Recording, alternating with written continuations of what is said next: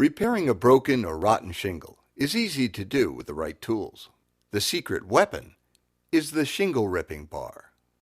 First, remove the old shingles by sliding the shingle-ripping bar up under the shingles and pulling the pieces out. Be careful not to lift the upper course of shingles too far from the wall. Otherwise, you'll crack the shingles and have to replace them too.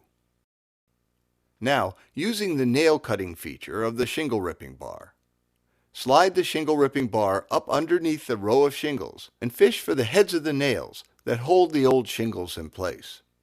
When you hook one, give the handle a sharp blow with the hammer to cut the nail and then pull the shingle out. The cutters on each edge of the shingle-ripping bar will cut through the nails, allowing you to slide the broken shingle pieces out. Remove any other shingles that are cracked or otherwise damaged. Do this until you've removed all the shingles you want to replace. If you're only replacing a few shingles, it's a good idea to stain the front, back, and sides of each shingle before you nail them in place. Because they're stained first, the shingles will be less likely to curl or cup after they're installed. Be sure the bottom edges of the shingle are well covered so that the water doesn't wick up into the shingle over time. When the stained shingles are dry, they'll be ready to fit into place.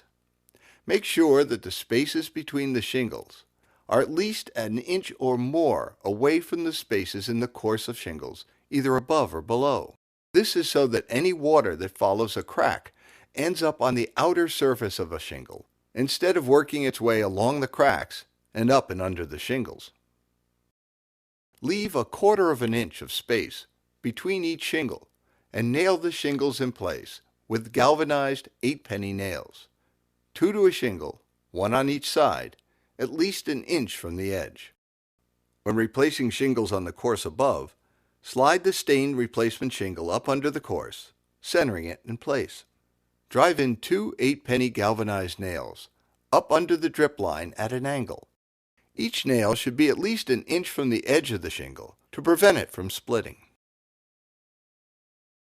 Measure the width of the last space to be filled and subtract 1/2 of an inch to allow for 2 1/4-inch spaces, 1 on either side.